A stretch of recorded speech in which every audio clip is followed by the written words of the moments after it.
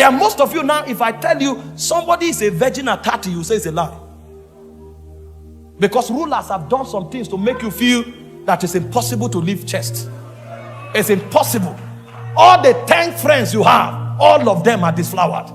And so now, instead of struggling, you submit willingly. Because this thing is the way of life here. This is how people succeed. In fact, they will make you think that for you to succeed, you must do it. Have you not entered some systems? You entered the bank. You came with zeal. You thought marketing, what about skill? And then they advise you that the last 3 persons that wanted to use skill here were fired after 3 years. The only way up is to sleep with the boss.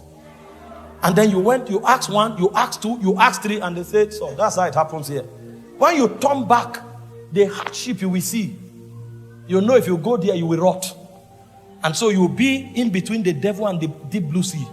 If you refuse, you will be poor. You will suffer. You have food to eat. And if you must rise, you must submit. And so you find out, because kingdom has not been taught, they will refuse to embrace suffering and trust God to lead them. And they will now compromise. Because we don't have architects that build cities anymore. And so you find many people compromise in order to succeed in life. And they think it's about promotion. When you're now promoted, you discover that your nature has been altered. You can no longer serve God. Your passion for prayer dies. Your fear for God dies. And you are looking for a revival service. Who will set me on fire? You have been denatured. See, one of the reasons conferences like this are important is because programs, negative programs will be altered. Fires will be kindled. I'm showing you the structure of the spirit realm. This thing happens in real estate. It happens in banks. It happens in government. There are many young people from campus days. They have a burden that they will see the new South Africa. And then when they graduated, they wanted to go in. Then they now invite them and say, here, you must first of all be initiated into a court.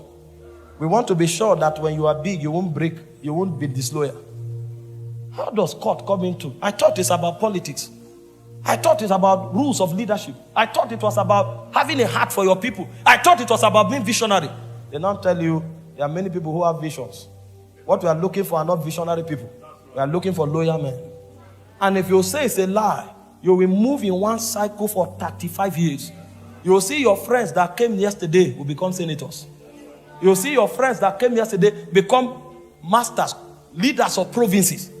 And then when you stand to give a manifesto, you are 10 times better than them. But you are wondering, how did they rise?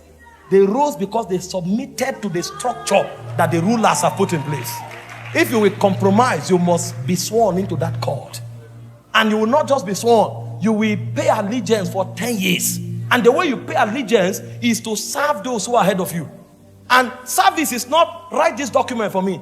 On Friday, if they are in a club, you will also be there. Because that's how you serve them. And so you discover that you are in a club for 6 months. A point came, the valve of your soul will break. You know, when Lot was in Sodom and Gomorrah, the Bible says his righteous soul was vexed. You will be vexed the first 3 weeks you were in the court. After 2 months, when they are playing a music that you heard for 2 months, you'll discover that it has altered the vibration of your soul. And then you'll sit there and you'll be doing like this. You'll be doing like this. After a while, your boss will look at you and say, come on, you are a weak man.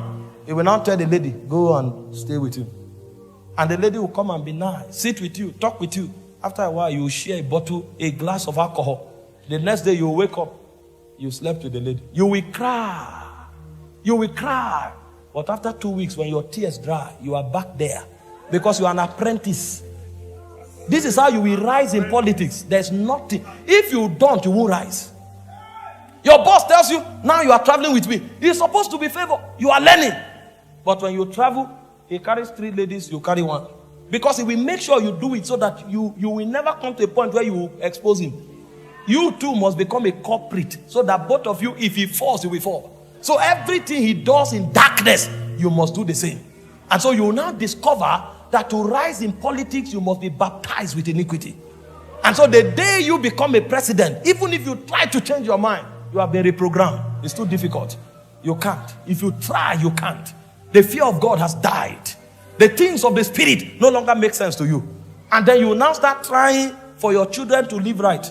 But you will discover that your DNA was altered before you gave birth. So your children now who need a mentor, they now have it inside their DNA. They were bettered by a mutated DNA. And so your son at the age of 10 can drink a bottle of champagne. He can take a glass of dry gin.